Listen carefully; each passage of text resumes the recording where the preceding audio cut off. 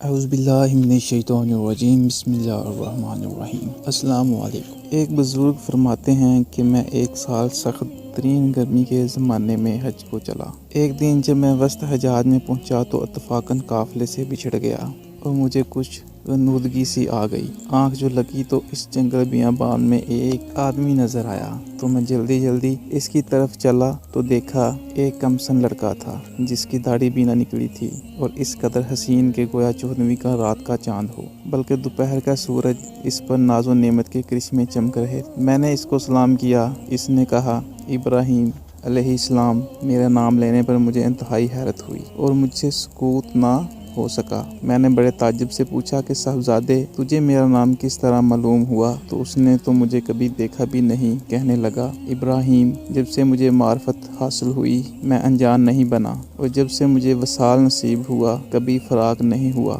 میں نے پوچھا، اس سخت گرمی میں اس جنگل میں تجھے کیا مجبوری کھینچ کر لائی؟ کہنے لگا، ابراہیم، اس کے سوا میں نے کبھی کسی سے انس پیدا نہیں کیا اور نہ اس کے سوا کسی کو ساتھی اور رفیق بنایا۔ میں اس کی طرح بلکہ منتقل ہو چکا ہوں اور اس کے معبود ہونے کا اقرار کر چکا ہوں۔ میں نے پوچھا کہ تیرے کھانے پینے کا ذریعہ کیا ہے؟ کہنے لگا، محبوب نے اپنے ذمے لے رکھا ہے۔ میں نے کہا، خدا کی قسم، مجھے اس عرض کی وجہ سے جو میں نے ذکر کیے تیری جان کے ہلاک ہونے کا اندیشہ ہے۔ تو اس نے روتے ہوئے کہ اس کی آنکھوں سے آنسوؤں کی لڑی موتیوں کی طرح سے اس کے رخساروں پر پڑی رہی تھی۔ چند شعر پڑھے جس کا ترجمہ یہ ہے: کون شخص ڈرا سکتا ہے مجھ کو جنگل کی سختی سے، حالانکہ میں اس جنگل کو اپنے محبوب کی طرح چل کر قطع کر رہا ہوں۔ اس پر ایمان لا چکا ہوں، مجھ کو بے چین کر رہا ہے اور شوق ابارے لیے جاتا ہے، اور اللہ کا چاہنے والا کبھی کسی آدمی سے نہیں ڈر سکتا۔ اگر مجھے بھوک لگی تو اللہ کا ذکر میرے پیٹ بھرے گا، اور اللہ کی حمد کی وجہ سے میں پیاسا نہیں ہو سکتا، اور اگر میں ضعیف ہوں تو اس کا عشق مجھے حجاز سے خراسان تک لے جا سکتا ہے۔ تو میرے بچپن کی وجہ سے مجھے حقیر سمجھتا ہے، اپنی ملامت کو چھوڑ دو۔ میں نے پوچھا، تجھے خدا کی قسم اپنی صحیح عمر بتا کیا ہے؟ کہنے لگا، تو نے بڑی سخت قسم مجھے دے دی جو میرے نزدیک بہت ہی بڑی ہے۔ میری عمر 12 برس کی ہے۔ پھر وہ کہنے لگا، ابراہیم، تجھے میری عمر پوچھنے کی کیا ضرورت پیش آئی؟ میں نے کہا، مجھے تیری باتوں نے حیرت میں ڈالا۔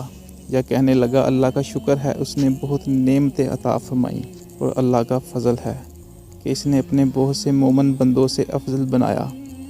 ابراہیم کہتے ہیں کہ مجھے اس کے حسن پر بڑا تعجب ہوا۔ میں نے کہا، سبحان اللہ، حق تعالی شانہ نے کیسی صورتیں بنائی ہے۔ اس نے تھوڑی دیر نیچے کو سر جھکا لیا، پھر اوپر کی طرف نظریں اٹھا کر بہت ترچھی اور کڑوی نگاہ سے مجھے دیکھا اور چند شعر پڑھے جن کا ترجمہ یہ ہے: اگر میری سزا جہنم ہو تو میرے لیے ہلاکت ہے۔ اس وقت میری یہ رونق اور خوبصورتی کیا بنائے گی؟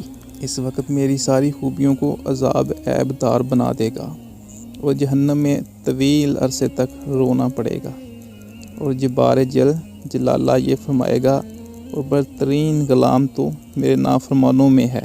تو نے دنیا میں میرا مقابلہ کیا، میری حکم عدولی کی، تو اس دن دیکھے گا کہ فرما برداروں کے منہ 14ویں رات کی چاند کی طرح چمک رہے ہوں گے، اور حق اللہ شانہ اپنے اوپر سے انوار کے پردے ہٹا دیں گے، جس کی وجہ سے یہ فرما بردار اس پاک ذات کی زیارت سے ایسے بہوت ہو جائیں گے کہ اس کے مقابلے میں ہر نعمت اور ہر حاجت کو بھول جائیں گے، اور حق تعالی شانہ اس فرما برداروں کو ہیبت اور خوشنودی کا لباس پہنائیں گے، اور ان کے چہروں کو رونق اور شادابی عطا ہوگی۔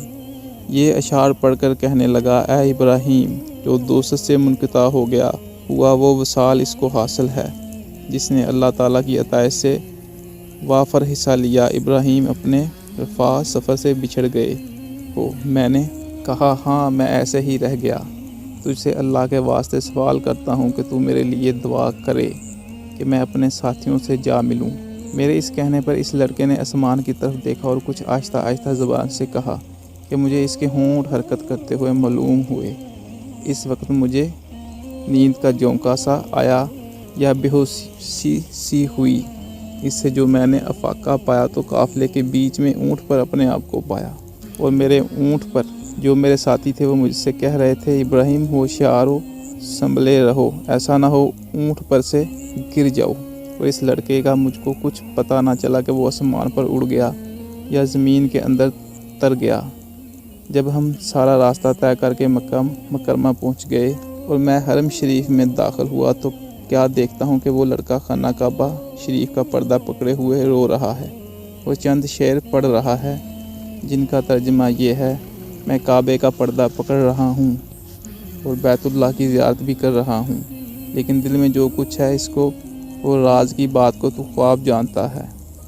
میں بیت اللہ کی طرف پیدل چل کر آیا ہوں، کہیں سواری نہیں ہوا، اس لیے کہ میں باوجود اپنی کم سنی کے میں بچپن ہی سے تجھ پر مرنے لگا ہوں، جبکہ میں عاشق کو جانتا بھی نہ تھا۔